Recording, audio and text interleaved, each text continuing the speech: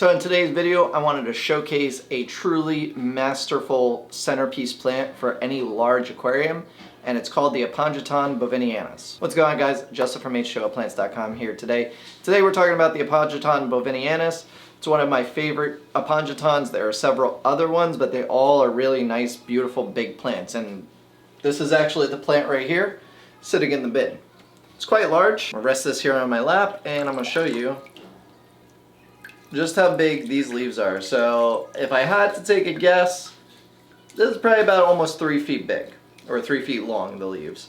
They get quite long, quite big. So like I said, these are for big aquariums. Now, what sort of aquarium would I recommend them for? I would say anything above a 40 gallon. 40 gallons you could probably get by with them, but they do get really big and tall. I've actually have these in 40 gallons, that's where we keep them when we get them in, and usually when we get them in they're a lot smaller. This one we've just had for maybe about a month or so, so it's gotten really big over time, and they do grow really quickly. So keep in mind, taller aquariums, pretty good for. I wouldn't keep them in anything less than a 40 gallon. Now they do grow incredibly quick. Like I said, when we first got this guy in, he was maybe about 8 inches tall, so roughly about that, and then he's grown all that in just a matter of a month or so. And these guys are heavy nutrient root feeders. So they like a good substrate. If you don't have a good substrate, make sure you get a good substrate, or you could use stuff like our Vital root tabs, like these, Vital tabs. Or if you have a decent substrate, you always want to replenish using nutrients like Vital or another all-in-one formula. This is our all-in-one Vital X. We also have Vital, and those make good for good nutrient replacement. The reason why is this guy is a bulb plant, and the bulb down here absorbs nutrients like crazy. As the roots feed it, it feeds not only the top growth but also the bulb. The bulb gets larger and larger over time. So without those vital nutrients, the bulb will eventually use up all of its energy and the plant may start to die back. Now, if you have the right sort of nutrients, this is a problem that a lot of people have with this plant, is that it's actually a kind of a perennial plant. If you don't know what that means, it's a plant that comes back year after year, but it does have a season where it actually dies back. And what happens is in the wild, you got to think these are in kind of almost shallow streams, and maybe the waterbed dries up a little bit during the dry season, and the plant itself is exposed to either very little water or no water at all. And that's why most of the bulb plants have bulbs, is because those bulbs are set to last till next year. So what a lot of aquarists have trouble with this plant is they put it in their tank, it grows great for maybe about 8 to, 10 months or so, then all of a sudden leaves start dying and they don't know why. Well, it's either one, not enough nutrients like we mentioned, or it's going through its seasonal period, which is to be expected. So usually what you want to do, and this isn't the case with every tank, and you probably can't do this, but is actually you want to turn down your light levels and reduce the temperature in the aquarium. Now, if you have tropical fish or you have some sort of fish that may be temperature sensitive, you may not be able to do this. And probably the better option is, what you want to do is you want to find where the bulb is and you want to remove it straight out of the tank.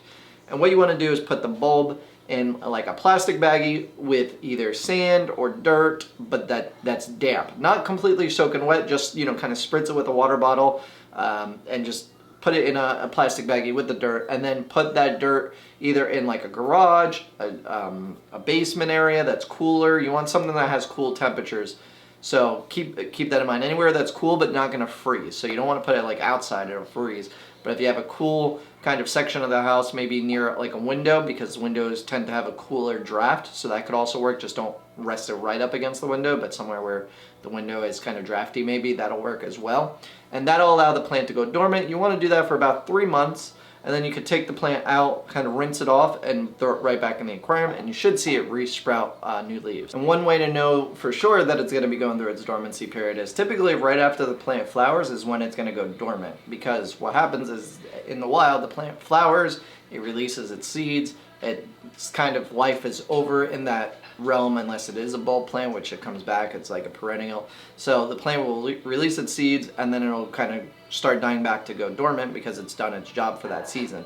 And that's true with this plant. So if you start seeing the flower stalk that'll come up, and it's nice flowers, they look really nice, you will then have to give it maybe about a couple weeks. Once the flower stalk dies back, you'll start seeing leaves drop, and then you can remove the plant from the aquarium. That's typically the best sign saying, okay, nope, it's flowering, it's going to be dying back soon. So just keep that in mind. So there's a little bit of kind of upkeep on this plant rather than other plants, but most bulb plants all have that seasonal period. There are very few that don't. So a couple things to know about this plant is it can tolerate a large range of temperatures, anywhere between 60 and almost 80 degrees. So if you have a cold water tank or a tropical tank, you could use this plant in either tank and it would be just fine. It is a nice centerpiece plant for like goldfish or something, so it would work really well in there. However, with substrate, I know that could be difficult. And my trick to recommend to you for that is actually get like a clay planter or even just any kind of cup, fill it with good substrate, put the bulb on top, rest it on top. You don't need to plant the bulb, just rest it on top of the substrate, and boom, there you go, goldfish planter for you, for your aquarium. Also, the lighting requirements for this plant is low to medium light, so it doesn't need a whole lot of light, but if you have high light and CO2, it'll definitely help out, encourages faster growth, and therefore it'll get bigger really quick. Now, one thing to note also about this plant is the newer leaves may look a little brown, almost like a dark brown or light green. That's completely fine. As they age, they get these ripples on the leaves and they get lighter green, so that's completely fine. Now, the plant comes from the Madagascar area and it does grow in faster moving streams, hence why it has very long leaves. Aponogetons typically like faster moving water, so that's why they have longer leaves. So if you have a tank with a good amount of flow, they'll do excellent in there. If you're getting them for the first time, just kind of think about the placement, maybe somewhere where it gets a lot of flow. So maybe you have your output towards the back or the front of your aquarium. Maybe kind of put the plant somewhere in line of the flow, so that way it gets that nice kind of flow over the leaves. Also, the pH really doesn't matter to this plant, whether it's 6.0 or 8.0, it'll do just fine, so no need to worry about that. Another thing to also, when it comes to trimming the Aponogetons, pretty much any Aponogeton, you don't want to snip the leaf wherever you want. You actually want to take it back all the way by where the bulb is. So you want to actually remove each leaf as far down as you can by the bulb, because if you clip a leaf like this and you just snip a piece of it off, you're actually damaging it, and the leaf will eventually die anyway. So rather than wasting the time and the energy of the plant trying to figure out what's going on with that leaf,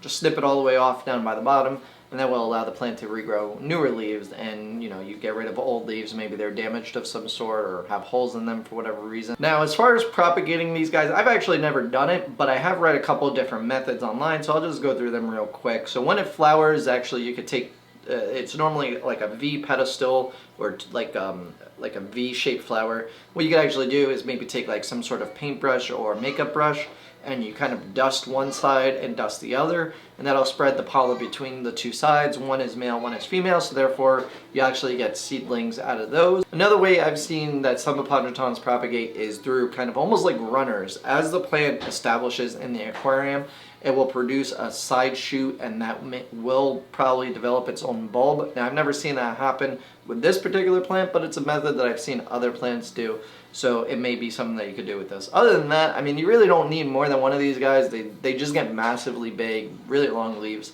So to really try and like stack your aquarium with a bunch of them, it doesn't really work out. Now, if you have multiple aquariums, that's a whole different story, but really one per tank is probably all you'll need, because they just grow out of control. And if you want to pick yourself up an Aponogeton bovanianus or any other aquarium plants, consider stopping by our website, h2oplants.com.